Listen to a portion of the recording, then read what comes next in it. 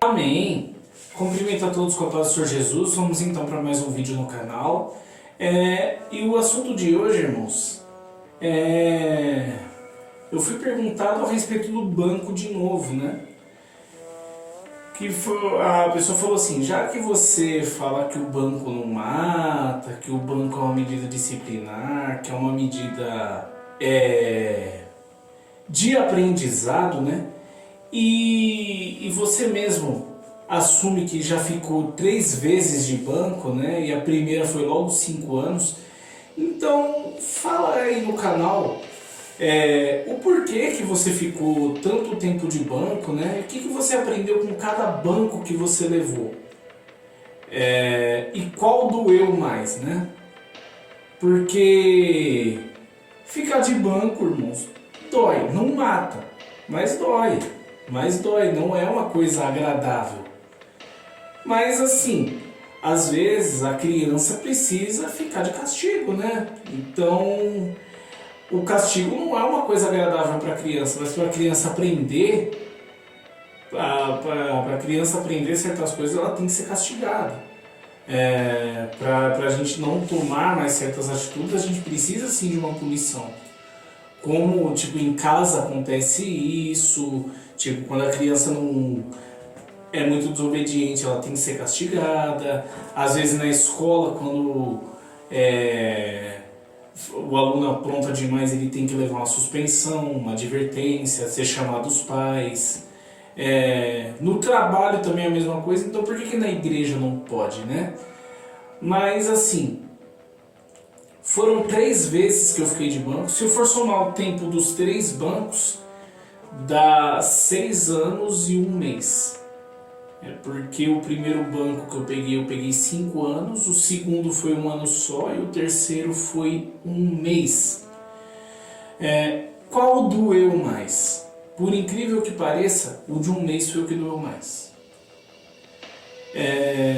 E eu falei que o banco não mata. O que mata é o julgamento das pessoas, porque a pessoa está de banco, as pessoas ficam olhando a pessoa de outro jeito, olhando torto, julgando a pessoa mal, né? E esse julgamento que acaba matando a pessoa, né?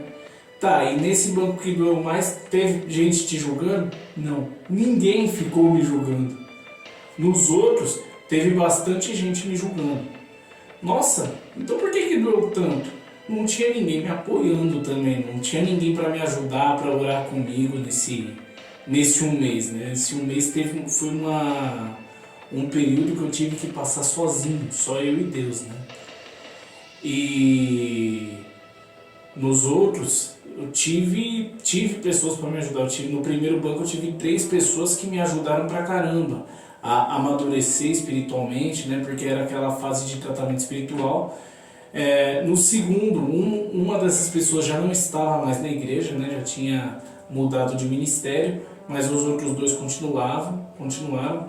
E nesse último, né, o de 1 mês, nenhum dos 3 estava mais. Então eu tive que passar sozinho essa batalha. Mas vamos lá. No seu primeiro banco, você falou que ficou os 5 anos porque você se envolveu numa briga na escola. Uma briga não é uma coisa suficiente para ficar 5 anos de banco. Eu concordo, foi um exagero mesmo, mas eu aprendi muito. E se a doutrina do banco matasse, eu não estaria aqui fazendo vídeo para vocês, porque 5 anos de banco, mas você tinha estrutura para ficar tudo isso. Irmãos, eu tinha acabado de reconciliar com Deus. Pouco tempo antes de eu ficar de banco eu estava desviado. Então, eu estava naquele tempo de reestruturação espiritual. Se eu estava sendo reestruturado é porque eu não tinha estrutura nenhuma para ficar de banco. Então, não. A pessoa não morre no banco por causa de falta de estrutura.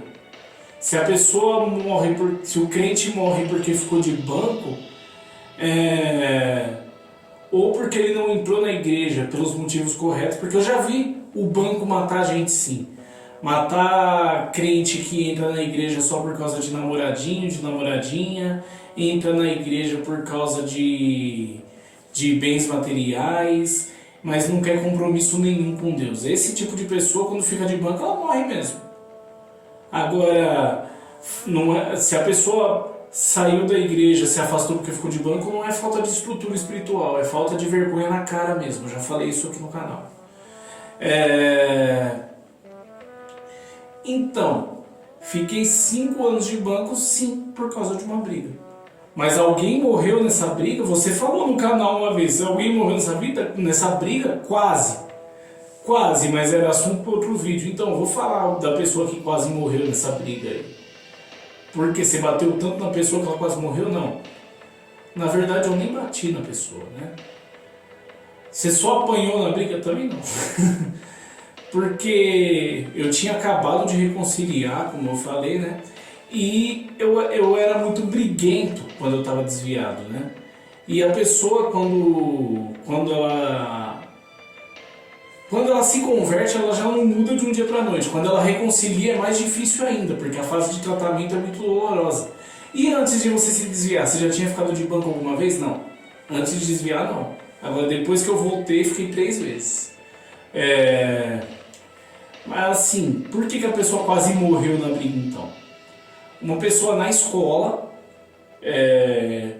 eu tinha sido acusado de uma coisa que eu não tinha feito, né? Daquela história da gasolina que eu também já falei aqui no canal. E a pessoa que realmente levou a gasolina ficou colocando a culpa em mim e eu fiquei irritado. Eu sentava na frente, né?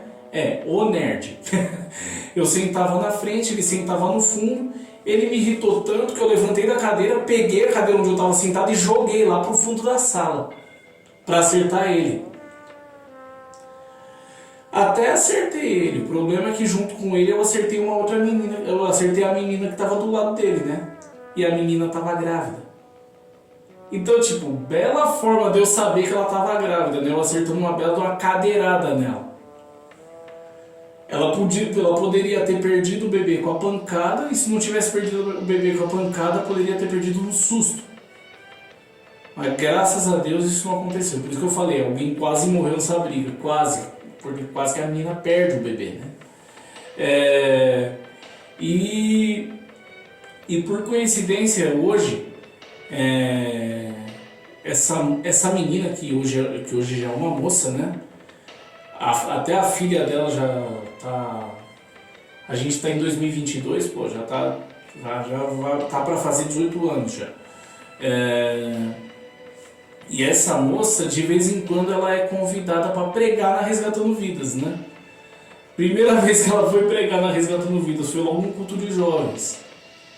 Primeiro culto de jovens que eu participei como membro da Resgatando Vidas, né? Ela que foi pregar. Aí ela voltou reconhecendo alguns irmãos, eu me escondi atrás da Bíblia, né? Porque qual a lembrança que ela ia ter de mim? Da cadeirada que eu dei, né? E como o mundo é pequeno, a prima dela congrega na Resgatando Vidas junto comigo. Mas isso é assunto para outro vídeo. Já a segunda vez que eu fiquei de banco, eu tinha acabado de sair desse banco de 5 anos, né? Eu entrei no banco com 15 e saí do banco com 20.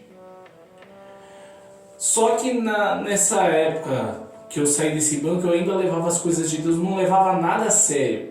Coisa que antes de eu me desviar eu levava muito a sério, mas era uma época que eu tava, tipo, não levava nada a sério, levava tudo na brincadeira, empurrava tudo com a barriga. Eu quase não faltava nos cultos, mas eu ia por ir.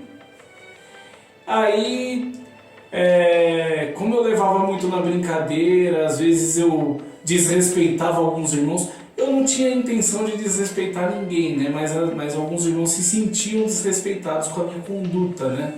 De fazer muita brincadeira fora de hora, de querer cortar as pessoas quando ela tá falando. Eu falei num vídeo recente aí que, tipo, você quer me ver irritado, você fica me cortando, e eu fazia isso com as pessoas. Então tipo assim, aí por conta de muita falta de respeito que eu cometia para com a obra do Senhor, eu acabei ficando um ano de banco. E esse um ano de banco foi o que mais me ajudou a me amadurecer. Os 5 colaboraram com a minha reestruturação. E esse de 1 colaborou com o meu amadurecimento. Tipo, o que eu não amadureci naqueles 5 anos anteriores, eu amadureci nesse um ano. Tanto é que quando eu saí desse um ano de banco, aquele pessoal da igreja falou, ué, esse banco fez uma lavagem cerebral nesse cara? Que, tipo, é outro. O Willy que entrou naquele banco foi muito diferente do que saiu. Aí eu era mais chamado para pregar, as pessoas confiavam mais em mim. Lógico, eu fazia algumas brincadeiras ainda, mas não tão fora de hora assim, não tão inconveniente assim, né? Então as pessoas confiaram mais em mim depois que eu saí desse banco, né? Porque esse realmente me amadureceu pra caramba. Agora, o terceiro foi alguns anos depois, né? Eu já era líder de escola bíblica. Eu já estava para sair também da igreja, para ir para Resgatando Vidas. Só que o que aconteceu? Tem um vídeo aí que é a parte 4 da série Tipos de Solteiro na Igreja, que eu explico o celibatário, né? Que eu explico que existem essas pessoas na igreja e eu falei por que eu sou celibatário, né? E eu falei que eu caí, que eu tinha mentido para a menina, eu fiquei muito chateado, né? Eu machuquei 3 pessoas com isso, né? E o porquê que eu sou celibatário não é pelo que eu fiz, não é por eu não ter conseguido o que eu queria. Até porque isso é uma coisa normal, acontece com todo mundo. Mas o impacto que aquilo causou na minha vida espiritual foi tão grande que eu falei, melhor ficar sozinho, porque meu espiritual não cresceu nada. Quando eu fui olhar para o meu espiritual, eu estava quase morto espiritualmente. Então, né, foi por isso que eu decidi não casar. Não foi pelo que aconteceu entre eu e a menina, não foi nada disso. Mas foi pelo fato de eu quase ter morrido espiritualmente. Só que, o que aconteceu? Eu era o líder da escola bíblica da igreja e eu estava muito abatido por conta do que aconteceu na minha vida espiritual, né?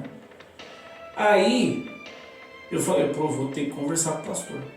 Aí eu fui. E aí quando eu cheguei lá, falei, pastor, eu pequei, eu fiz isso, confessei para ela. Só que ela falou, mas isso não é nada, isso tipo não cabe banco. Aí, só que o que aconteceu? Eu estava muito ferido, eu estava muito machucado. E quando um soldado está ferido, que lembrando que eu não era só o líder da escola bíblica, eu fazia parte da intercessão da igreja também. Mas quando o soldado está ferido, ele não tem que continuar na batalha, ele tem que ir para tratamento, ele tem que se tratar, tem que ir para a enfermaria. Porque se ele está ferido e continua na batalha, o inimigo vai terminar de matar ele. E falando nisso, né, já que eu toquei nesse assunto, tem uns 3 vídeos atrás aí que eu falei, que perguntaram para mim justamente se eu falo com os líderes que me assumem na Resgatando Vidas a respeito dessa decisão de ser celibatário, por que eu não falei no outro ministério, uma vez que eu ainda estava lá.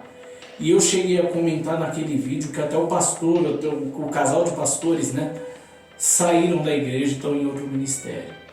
Na verdade, eu vou corrigir essa informação. Não é que eles saíram da igreja. Não é que eles saíram daquela igreja. Na verdade, aquela igreja onde eu estava, antes de eu ir para Resgatando Vidas, a igreja fechou mesmo. A igreja fechou e reabriu com outro nome, com outra denominação. E ficando na mesma rua e se encontrando na mesma localidade.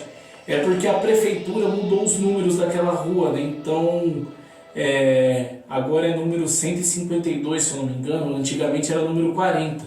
E eu não sabia dessa mudança de numeração, né? Então eu achava que os pastores tinham saído da igreja e se membrado a outro ministério. Não. Aquela igreja fechou e eles fundaram outro ministério no mesmo prédio.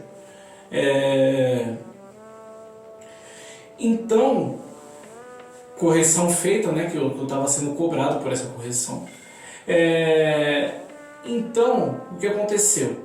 E muita gente tinha saído antes de mim, né? Eu falei que não era para ter sido revelado que eu ia sair de lá, mas foi, né? Revelado em Assembleia Geral na igreja. E muita gente antes de eu sair começou a sair da igreja, começou a sair de lá. E aí quando era perguntado o motivo da pessoa sair, a pessoa falava lá para os amigos dela, né, para as pessoas, que eu tô morrendo espiritualmente, se eu ficar aqui eu vou acabar morrendo espiritualmente, eu vou acabar desviando. E eu ficava meio revoltado com essa resposta, né? Tipo, fulano saiu porque tá morrendo. Eu falei, mas a pastora tá aí pra isso, por que não falam com ela? Por que não falam com o pastor? Tem que falar com os amigos, se a pessoa tá morrendo espiritualmente, tem que conversar com o pastor, não é com a amiguinha, não. E eu ficava bravo, porque eu achava isso errado. Mas isso não é que eu achava isso errado, isso é errado. Se você está morrendo espiritualmente, você tem que falar com o seu pastor, conversar com o seu pastor, chamar o seu líder para conversar, você, o líder, o pastor. Mas o pastor tem que saber o que está acontecendo, porque afinal de contas, ele é o anjo da sua igreja, ele que é a sua autoridade espiritual. Aí eu ficava meio revoltado, por que essa pessoa não fala com o pastor? Precisou eu quase morrer espiritualmente para ter essa resposta, né? Então, a pessoa não quis te dar uns dias, né? Porque quando a pessoa pede uns dias, não é um banco de disciplina, é um refrigério. Dica, muita igreja não trabalha com esse banco refrigério. Se a maioria das igrejas trabalhasse com o banco refrigério, não precisaria tanta gente ir para a disciplina, né? Porque a pessoa ia se afastar das atividades por um tempo até ela se recuperar espiritualmente e não precisar cair depois, né? Não precisar cair para ir para um banco depois. E como eu já sabia que eu ia para Resgatando Vidas, né? Inclusive estava até chegando o momento de eu sair, eu cheguei a falar, eu vou lá para a igreja do pastor Célio, mas eu não quero chegar só o bagaço ali, né? Aí eu falei, mas eu preciso de um tempo, eu preciso de uns dias. Foi aí que veio a ideia. Eu falei, peraí, ela não quer me dar banco, ok. Mas eu sou líder, eu tenho essa autonomia, então eu posso parar as minhas atividades e ficar de banco até eu me recuperar. Ou seja, não foi a pastora que me deu banco. Esse banco de um mês não foi a pastora que me deu banco. Fui eu mesmo que eu usei a autonomia de líder que eu tinha para dar banco para mim mesmo. E isso é mais uma prova de que a doutrina do banco não mata. Eu precisei me dar banco justamente para não morrer espiritualmente. Se eu não tivesse feito isso, eu não estaria fazendo vídeo aqui para vocês hoje, eu não estaria na Resgatando Vidas e sabe lá Deus onde é que eu estaria. Porque eu estava para morrer espiritualmente. Então, aí, depois que passou um mês, eu voltei para minhas atividades lá e no mês seguinte eu me desliguei daquele ministério para ir para Resgatando Vidas.